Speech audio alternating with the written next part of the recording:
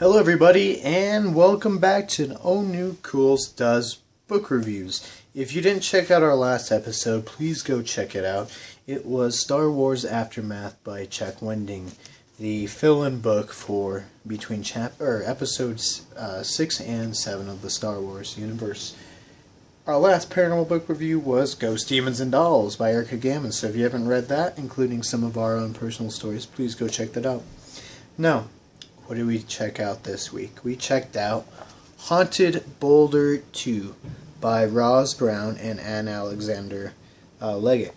Now, I understand there is a first one. I haven't read it. I just got this one for Christmas from my Uncle Russ. So, I just started with this one. After reading it, though, I will definitely check out the first one. We'll get you a review for that once we do.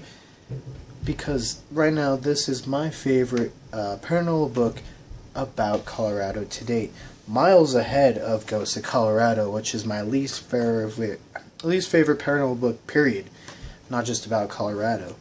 And where that one might have been strengthened, and I said it in its review, was research, and this one does research perfectly. Research when we're doing ghost investigations is key. It helps you maybe learn more about the location so you can go into the investigation with the right methods.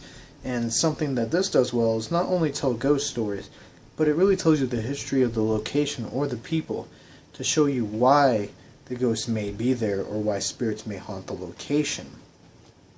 There's 3 chapters that really stuck out to me. Chapter 9, The Belvedere Ghosts. And overall, that just makes me want to go investigate that location. Some really cool, interesting stories. I won't spoil them, so if you want to go read it, go read it. But some great stories, and it shows that not just paranormal investigators have experiences. Workers and just everyday folk have it as well. Chapter 12 was also kind of interesting, The Woman in the Window. It reminded me of 2 instances that we have personally had. One, me and my Uncle Mark in Kentucky were walking around taking pictures, and a face kind of appeared, which was interesting in a window.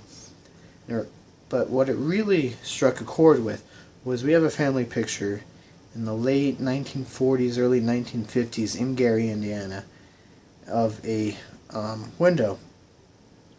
And in the window, well, not of a window, it's a family picture. They're all kind of huddled in front of the house. But in the upstairs window, you see like a spirit looking out the window. So that really touched the chord, because whenever you can see patterns, it's super cool. And I've said that before. I said that with Erica Gammon's book.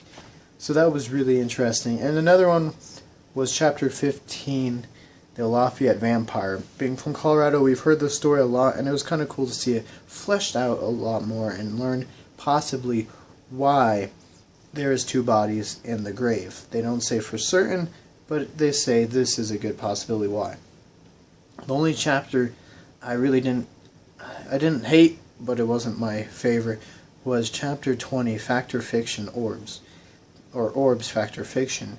I mean, I know this book was written back in 2002, so even up till like 2008, you see on like Ghost Hunters where they had said orbs aren't like maybe hauntings, but are good for hauntings.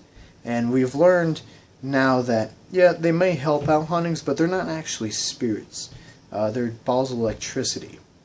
So we've seen that, and even in Bigfoot by Tom Burnett and Rob Riggs, they've seen orbs during like Bigfoot sightings or UFO sightings.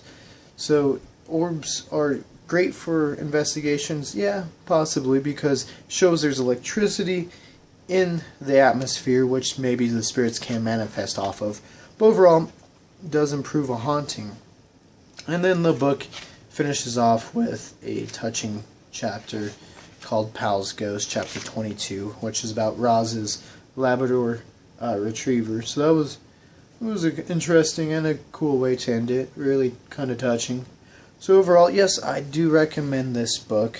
Honestly, it's my favorite book about Colorado paranormal so far. And like I said, it makes me want to check out the first one because we've heard great things about the first one. So overall, where do we rate it? Well, we rate it clearly ahead of Ghosts of Colorado, and we rate it ahead of Bigfoot by Tom Burnett and Rob Riggs. It falls kind of short of I Am Haunted and Ghost Demons and Dolls, which is tied at a rating of 7.9. So we gave Haunted Boulder 2 a rating about a 7.475 overall. So overall, really great book. Please go check it out. And until next time, Haunted Boulder 2 by Roz Brown and Alexander Leggett.